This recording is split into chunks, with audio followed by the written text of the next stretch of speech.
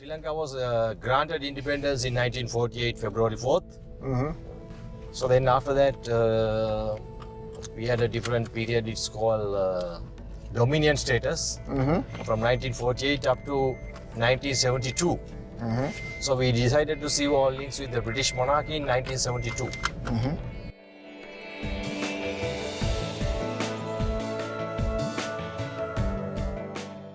Where are we off to this time, Dhananjaya? Now we are heading to Independence Square. Fantastic. So then 1972, the first lady prime minister in the world, Mrs. Bandaranayake, Sirimawa Bandaranayake, she introduced the new constitution. And you can see in the front there is a statue. That is the statue of the first prime minister after independence. Some people say he looks like Joseph Stalin because of his moustache. Yes. So this is the Independence Memorial Hall. Right. There's a lot of lions Yes. in and the lions on the Sri Lankan flags. Actually, according to the Sri Lankan history and the literature, there is a belief that the Sinhalese, the community also, like have a special connection with the lion. For the Sinhalese community, Singha mean lion. Yes. My surname is Singh. Lion. Lion. Yeah. So even in Punjabi. Punjabi. No? Well, it's Sikh, right? Sikh. Yeah. Yes. So that's why even in the national flag, you can see the lion figure in the middle. Okay. So it's, the lion is representing the Sinhalese community. There's a monument here for independence. Independence. So this was built in 1948? 1948, February 4th, to commemorate the independence of Sri Lanka after the British ruled approximately 150 years. During the British period, there are positive contributions, frankly speaking. Actually, during the British period, they were introduced the commercial crops, tea, rubber and coconut. Right. And they were started some universities. And also they introduced the railway system, railway network throughout the island. Right. And also they introduced modern sports, cricket, rugby, hockey. Right. And also the English language. Right. And they were studied some universities in Sri Lanka. So the English language was only in Sri Lanka since 1948? Yes. Wow. Students learn English as a subject. Okay. So that's why in Sri Lanka, some of the leading personalities like, still the positive thing is Sri Lanka, we have a free education system, primary up to postgraduate. Yep. So if anyone is qualified to enter the university, they can continue their higher studies up to postgraduate free of charge. Right. So then, that's why Sri Lanka is one of the leading countries in the world as far as the literacy rate is concerned. 92% literacy rate. Wow. Some of the educated, knowledgeable people serving all over the world. 10% of the NASA Institute in USA, also Sri Lankans. Some scientists. Yeah. Well, I think, having the geography that you have here, there's a lot of people who are very involved in the environment and also a lot of technical issues. Yes. And, you're surrounded by so much great wildlife. Exactly. There's a lot of stewardship that people have of the land here, don't they? Yeah, Right? exactly. Sri Lanka is gifted with nature. Yes. In Sri Lanka, there are 15 national parks, Right. 3 strict nature reserves, Right. and 1 rainforest. Wow. There are more than 300 waterfalls and more than 100 rivers. Yeah. Yeah, no, it's incredible. Yeah. So- So we are enjoying the tropical weather, Yes. 2 monsoon period, Right. and unreliability of the monsoon period. Some of the ancient kings who ruled Sri Lanka, they built a lot of irrigation tanks. Thousands of irrigation tanks we can see in the second capital of Sri Lanka. Okay. And that's in Kandy? Polonnaruwa. Oh, Poland. Okay, I'll get that right. Yeah. So, So in this memorial hall, you can see some of the images on the top. You can see those are the previous life stories of Buddha. right. So the story of Buddha is very intricately linked Exactly. to the history of Sri Lanka. Yes.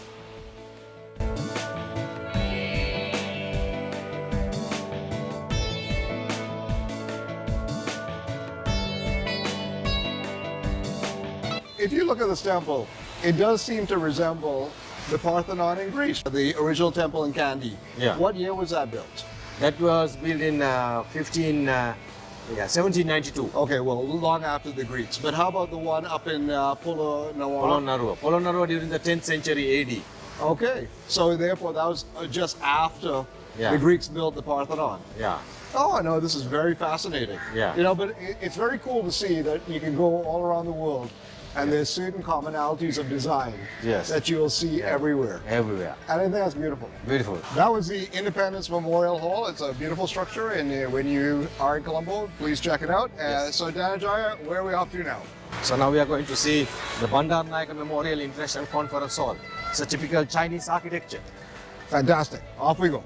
This building donated by government of China at that time. So they held in Sri Lanka, government of Sri Lanka organized a special event. Mm-hmm. It's called Non-Alliance Meeting. And what year was this one built? Yeah, this was after 1972. Okay. The First Lady Prime Minister in the world, Mrs. Sirimavo Bandaranaike. Right. She held the non-alliance meeting here. Right. At that time, all the political leaders from China, Deng Xiaoping, Indira Gandhi from India, Marshal Tito from Yugoslavia, Right. Anwar Sadat from Egypt. Right. So all the political leaders participated at that meeting. So even now, when there is any VIP meeting, special meeting, so they are using these premises. Okay. So So it's- leaving the conference hall now, where are we off to now? So now we are heading to. Would you like to visit? There is a beautiful Hindu temple. Sure, let's go. Right. But before that, I can show you on the way the Sri Lanka Cricket headquarters. Yes. Pramadasa Stadium? No, Sri Lanka Cricket SSC ground. Yes, Yeah. please. I would love that. Yeah. To get to my heart, cricket is a very good Yeah. way. Will we be near the colleges? St. Joseph College? I'll show you the Royal College. Okay, because I know there's a big Buddhist school, Yeah. and then there's a St. Joseph, which is a big Catholic school. Yes. Right. The same time, another Buddhist leader came from USA, Henry Olcott. He Right. started Buddhist schools. Right, okay. Because of the British period, they came with Anglican priests, Right. and they were started St. Thomas, St. Joseph, St. Peter's, the Right. Trinity College, Like that, here. founded in 1899. Now we are entering the Sinhalese Sports Center. Yeah, Sinhalese Sports Club. Most of the time we are playing chess matches in this ground. Mm-hmm. And this is also one of the leading cricket club in Sri Lanka, Right. SSC cricket ground. Right. All right, so the local team that plays, what's the first division team that plays here? Yeah. Which one is it? Is this team is also known as the Sinhalese cricket team? Yeah, Sinhalese the sports club. Right. That is also, there are other cricket clubs, NCC cricket club, CCC, Right. Bloomfield. Right. All these clubs are more than 150 years old. Right. Uh-huh. Sri Lanka is having the oldest inter-school cricket match in the world. Uh-huh. That is 150 years old. Which between St. Thomas's and Royal College. Okay. It's considered as the oldest inter-school cricket match in the world. So is that tradition longer than the Eton versus Harrow in England? Should be. Okay. I need to touch the grass. Yes. Oh, yes. Yes. That lovely feeling. What it's like to be on proper cricket turf. What a beautiful place. One of the temples of cricket all around the world. And I got to be here. It's funny because when you look at the new stadiums, they're very nice and very modern. But when you come to the old stadiums, All stadiums. you know, you have the tradition of cricket. Oh, yes. Exactly. Oh, the You have cricket- that feeling. Yeah, no, I love that. It's just beautiful that when you go to the old cricket grounds, there's that intimacy of your proximity to the ground, Yeah. you know, and The atmosphere is slightly different compared Yes. to the modern cricket Fantastic. grounds. Yes. you know, I remember that that cricket team was starting to form around 82, 83, and then was it in 83 or 84 they did the Rebel Tour in South Africa? Oh, you know that. Because they came after because at the same time the West Indians were down there too, right? Oh. Oh, really? Yeah. Ah. But this has been a real treat being here at the Sinhalese Sports Club. It's called Colombo 7. Colombo 7 considered as a posh area. Most of the rich people are living in this area.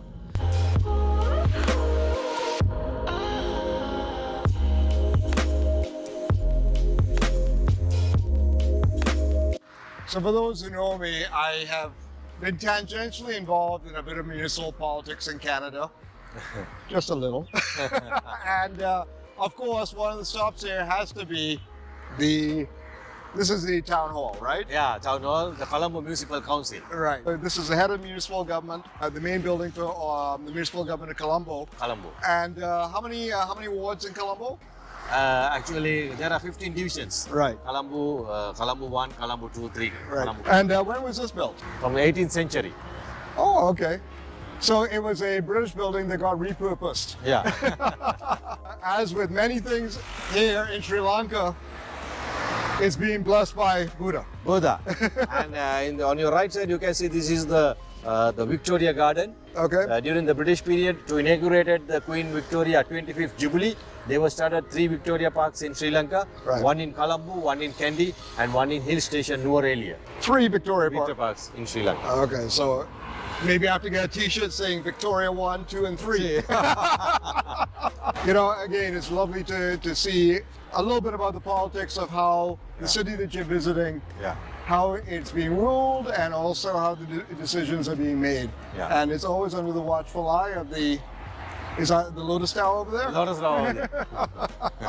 You can see everything. Yeah. Excellent. Okay. Where are we off to now? Now we will head into the Colombo, the President House. Fantastic. Okay. Let's go. Yes. Right. During the British period, this area they have been used to practice some horse rides and some rugby. Right.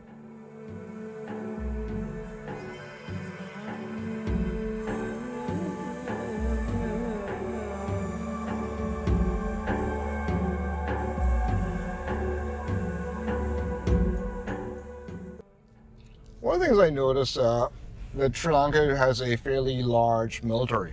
Yes. So is military service mandatory here? Mandatory, not mandatory. Okay. No. On your left side, you can see the white building, Right. right? You can see that is the President House. Okay. It was previously Portuguese period. There was a church, Right. and they demolished. And during the Dutch period, Right. they constructed that the mansion type, building. Right. And 29 governors, including the Dutch and British governors, resided, Right. and 6 presidents of Sri Lanka also resided, Right. and even the present president also using that premises. And in this area, you can see a lot of British, the colonial structures, Yes. and some of the buildings under renovation. So this was more the administrative sense Administrative, yes. for when the British were here. Yeah, Right. exactly. So that's why Colombo 1 considered as the heart of Colombo. Right. So there are many institutions, the President House, and from this point, they calculate the 0 point from the President House. Oh, okay. So And when we go to the Kandy main road, yes, then they started from the 0 point from the President House. it's funny because almost every city, the 0 point is City Hall. City Hall. On your left side, now you can see Victorian style buildings. Oh yes. The red color one. I noticed the Cargill building over here. Cargill building, the red color one. Most probably this is where the British most probably oversaw some of their relations with Australia. Maybe. Yeah.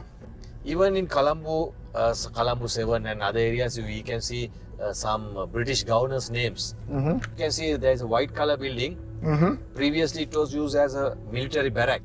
Right. And then the front side of the building converted to a small hotel. Mm-hmm. It's called even today Grand Oriental Hotel. Right. So now we are heading to the famous church, and before that we can see beautiful red mosque on the way.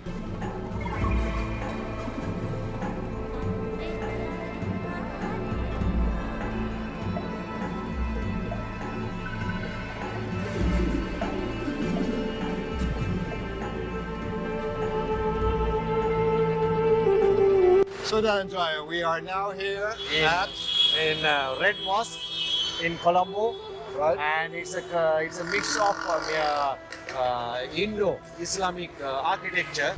I'm gonna say I've never seen a mosque quite like that, but it's roughed in within a city center, and they really made interesting use of the space. Very unique design. So we are going through now the real bazaar. This is an area that you typically shouldn't be driving, right? Oh, and this is the back of the mosque here. Yeah. Wow. Look at that.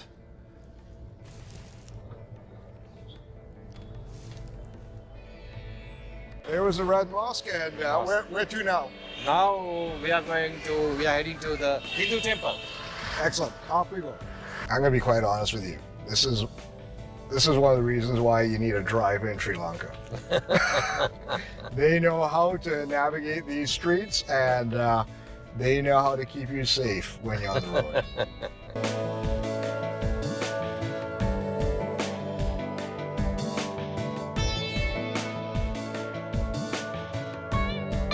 Over here, Dhananjaya, what is this here? Yeah, this is the famous St. Anthony's Church in Colombo. Right. You go slowly. Yeah.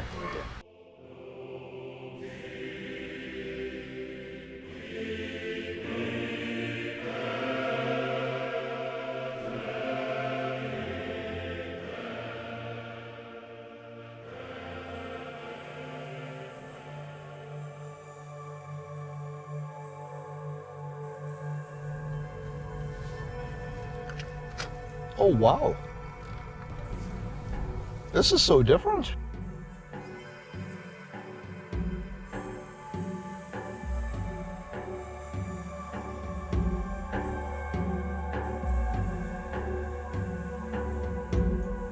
So here's a handy tip for you. When you are traveling in Sri Lanka, travel with Birkenstocks. You see the socks and sandals thing? Yeah. There's a logic to that. This is actually 150 years old. It's a unique structure.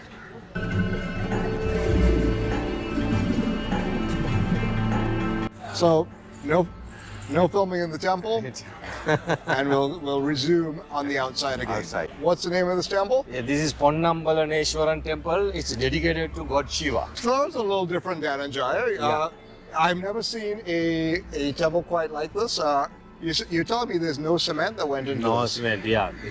Right, It's a typical South Indian style, right, and they, without using any cement, they shaped the stone slabs right, and fixed together, Right. and created this unbelievable, beautiful right.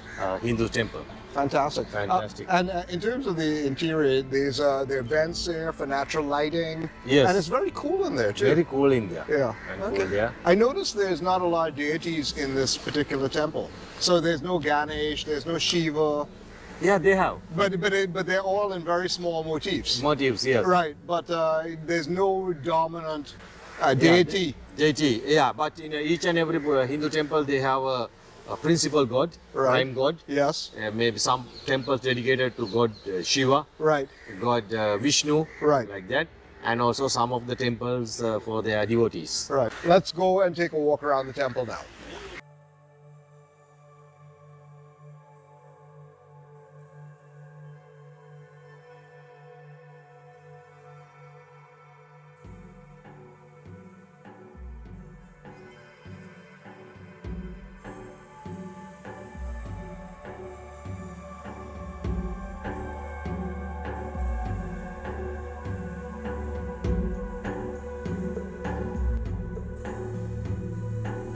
So we just wrapped up at the Hindu temple here, so we're going to start winding our way back to the hotel. Yes. Let's go. Let's go. We had a good time. So there you have it. A city tour of some of the highlights that you'll see when you are here in Colombo. And thank you very much for my excellent tour guide, Dhananjaya. And Dhananjaya, I hope that you have the opportunity to show other travelers all the wonderful things you showed me today. Yes, actually, it's a great pleasure to spend more than 2 hours with a lovely gentleman. And I hope in the near future, a lot of tourists will visit Sri Lanka, and also you will be experienced of the personal experience as psychological experience, and also you can have a wonderful time in Sri Lanka. This is the best place, one of the best places in South Asia. Where we have good hotels, good restaurants, and beautiful calm and beautiful atmosphere. So please visit Sri Lanka and enjoy. Yeah. And stay tuned for the rest of some of my Sri Lankan adventures. And I had one of the best introductions to this country from Danajaya, and hopefully you will too. Okay, folks, this has been wonderful. Signing off on this one, but stay tuned for some more Sri Lankan content. And it's going to help me taste the world just a little bit better and experience the world in new ways.